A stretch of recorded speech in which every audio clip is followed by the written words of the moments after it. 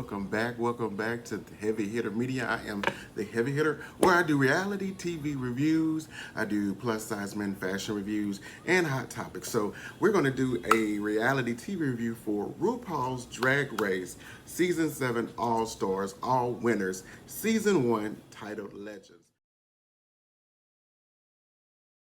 These eight thirsty hoes are the ones who actually want another taste of stardom, fame, and now $200,000 as a winning cash prize. So the season starts off with a soliloquy of Ru and these black and white imagery of children playing in drag in Paris clothes and women's heels, women's dresses. Honestly, I have a recollection of a child playing in my mom's clothes. I don't know if she knew, but I think I do. It's crazy the things you think about when you're young, and sometimes you can recall that. I definitely have a recollection of doing it in daycare. And wow, childhood. Anyway, so we started with the entries of the contestants, and Shay is first. And Shay is a winner from All Stars 5. Then it's Jada. She is from Drag Race Season 12. Evie Oddly, she's from Season 11. Trinity the Tuck, a winner of All Stars 4, along with Monet, where they co-shared their winning at All Stars 4. Jinx Monsoon, Season 5, Raja, Season 3, and the Vivian UK of Season 1. They all had some really interesting looks. You can look at the picture that I'm going to put in there, and you'll see the looks themselves.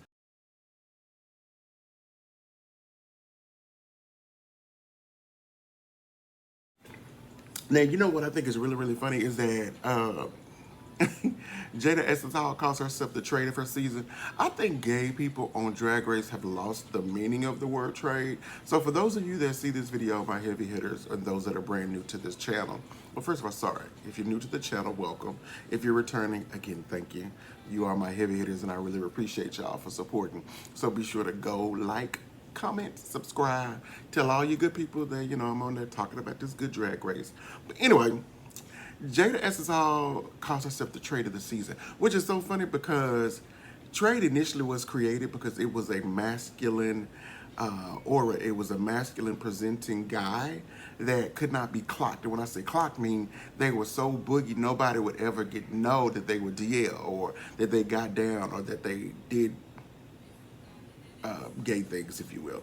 And it was trade. You traded your masculinity, your companionship for,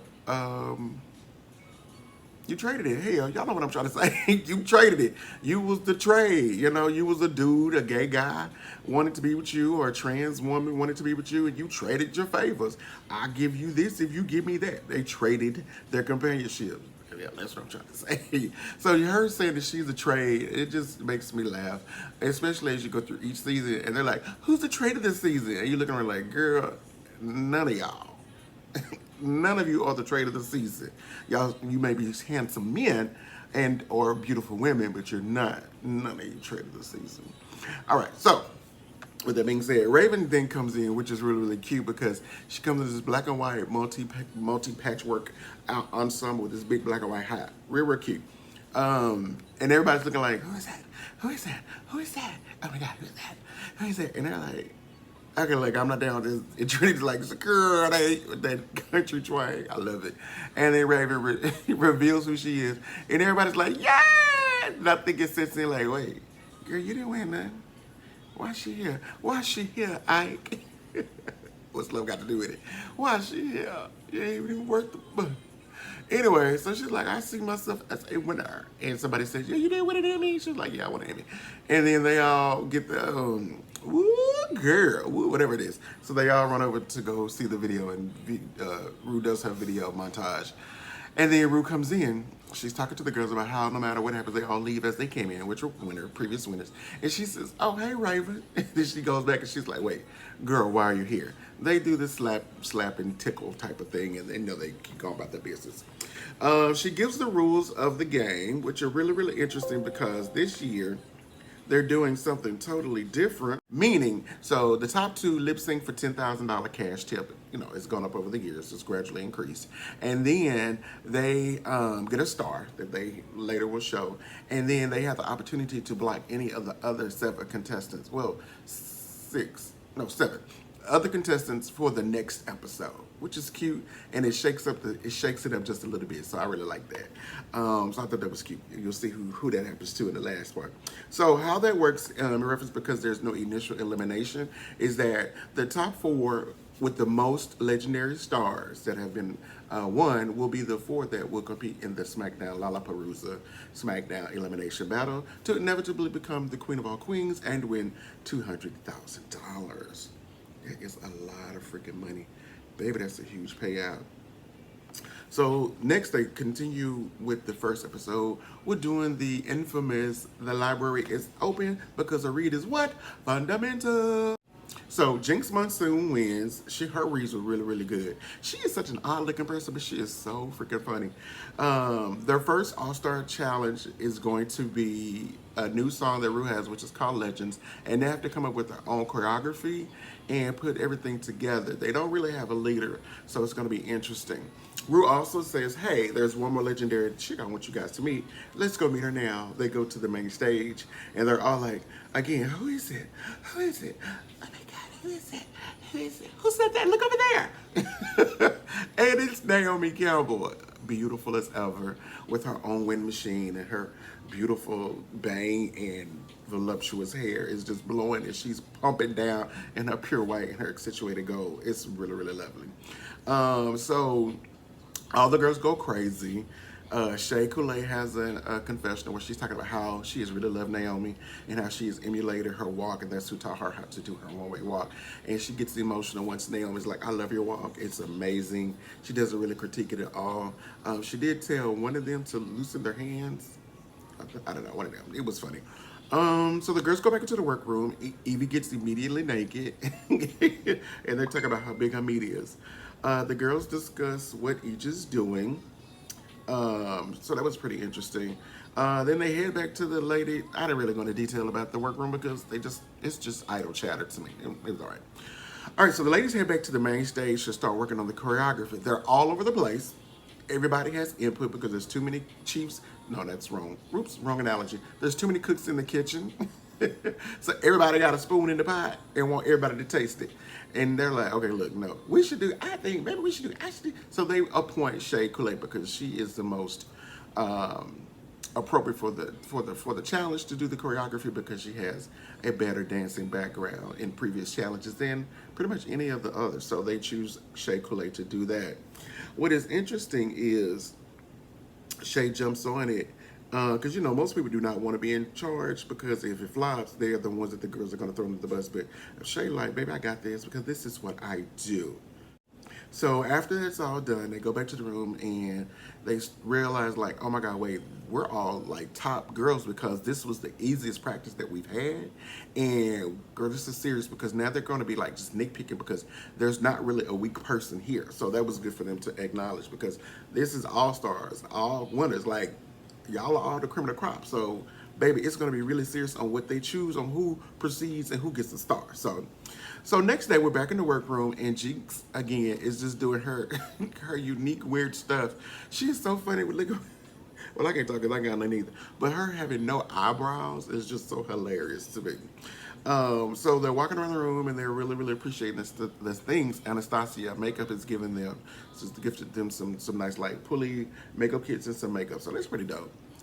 That's great branding to give that type of stuff out. It's really, really cool because you're gonna word about it's gonna say how good and how nice, and you like, oh girl, this kid, we get that. Oh girl, I got that on the show.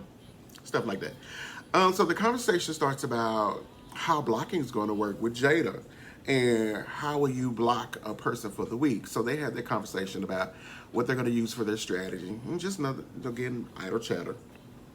Monet and Trinity, however, go to the side and they kind of discuss their strategy. And, they have history because they share season 4 All-Stars winning together. And they're like, girl, I got your back, you got my back, okay?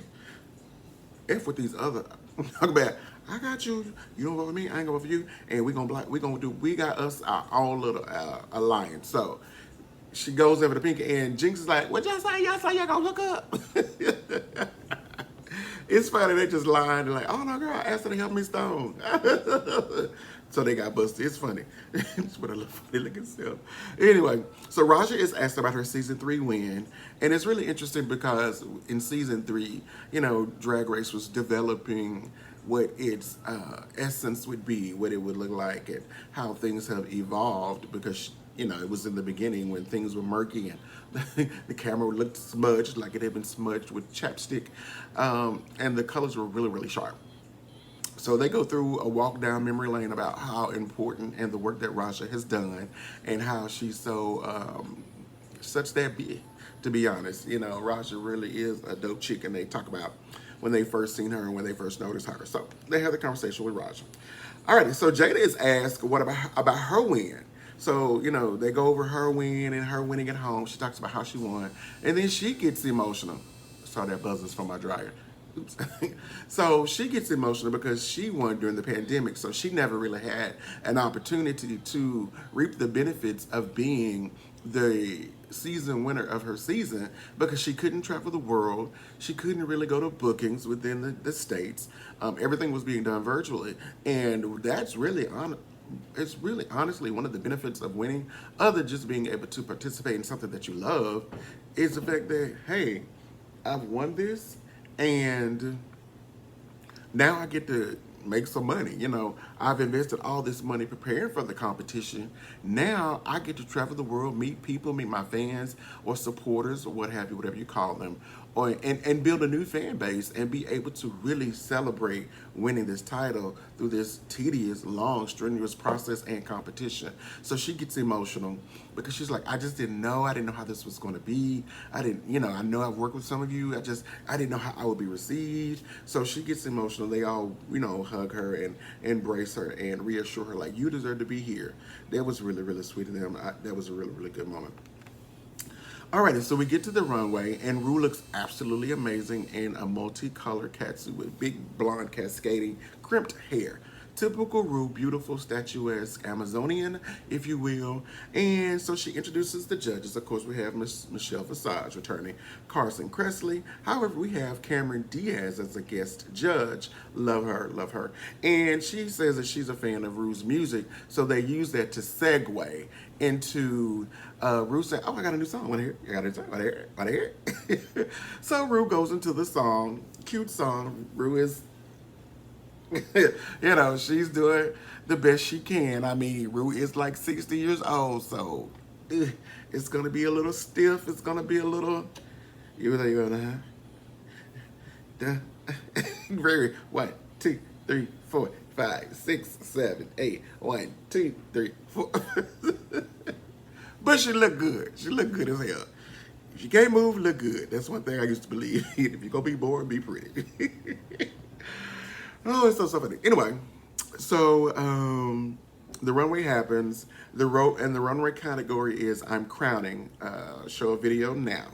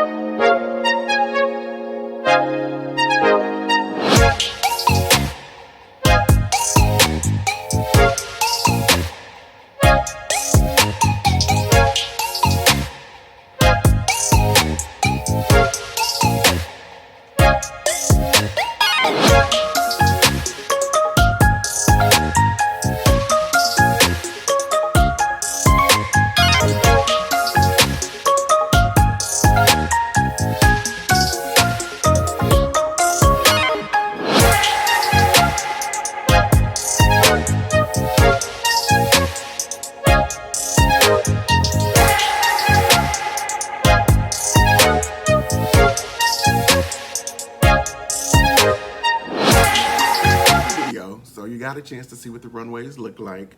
So the tops for the judges are going to be the tops for the judges. Yeah, right.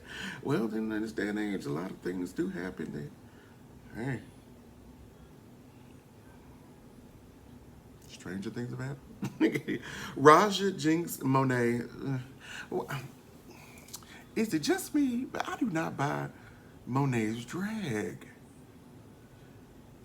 I hope I don't get any enemies for this, but I just don't buy Monet's drag and the pussycat wigs and it's just so, it's elevated pedestrian. It's elevated pedestrian to me. I just don't buy Monet. I do not. I don't buy her walk. It's very, it's very homeboy.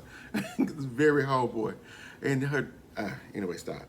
Except for, anyway, Trinity gets great critiques among the judges' deliberation, even though she didn't know her words, which is really funny. And I couldn't even tell she didn't know her words. It looked like she was on them to me, but I guess, judges in her face, just like when you judge, you have a tendency to see and recognize more than people that are on the outside looking in. Say that they enjoyed everything, especially Evie, except that horrible wig. That wig was very $9.99, discount on sale in a box in the middle of the beauty house or the beauty supply store, like a real, in the club we call them shake and goes, like very much.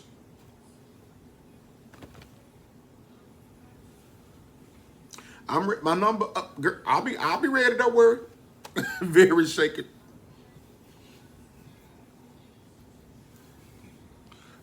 Let's go. Very shake and go. Very shake and go. Yeah, it was awful. Like Michelle said, burn that out. So the runways are really, really cute again. So they pick it out and we go through the typical runways. Now, what was so beautiful to me was Trinity the Tux. That I'm assuming it was like a royal purple velvet. I don't even know how to describe it, but it was just so well made and the details and everything. But again, you'll see the video. Rewind back to look at and subscribe when you're looking at the video. The top two are going to be Shay and Monet. And it's interesting because they've changed. And if you watch Untucked, you'll see the process of how they kind of decide who's changing. Because this is different and no one goes home and you don't really have an idea of what's happening. Like, they're just like, girl, you changing, I'm changing. Well, then, and one of the others, they were like, girl, you're changing? Shade is H-E-L-L. Girl, you changing for you know you're not no top stop lady. You changing? Okay, girl. Anyway, so the top two again are Shay and Monet, and they lip sync to a scat, which is Old McDonald by Ella Fitzgerald. I like it. Shay wins. Shay looked amazing. Whatever type of that material was, it just flowed, it moved, and it worked well for the song and the movement and the emotion Shay was evoking while doing it. Now Monet was Monet, and maybe I'm just not a Monet fan, but I just don't buy Monet. I do not buy Monet at all. So Shay wins. She goes through all this torture, teasing the other ladies, and she blocks Trinity. So that is where we end episode 1. I think it was really, really good. So stay tuned for my next video, where I will go over episode 2, because again, it's on Paramount Plus, and they're showing episodes 1 and 2 at the moment. And again, like and subscribe and comment. Thank you for this new journey, joining me in this new journey, again, with Heavy Hitter Media, where we do reality TV reviews, we do men's plus size fashion reviews, and hot topics. So I'm excited about this season because I love most everything drag, but I love all of Drag Race. Absolutely love it, love it, love it, love it. So again, I'm the Heavy Hitter. Like, subscribe, and comment, and be easy.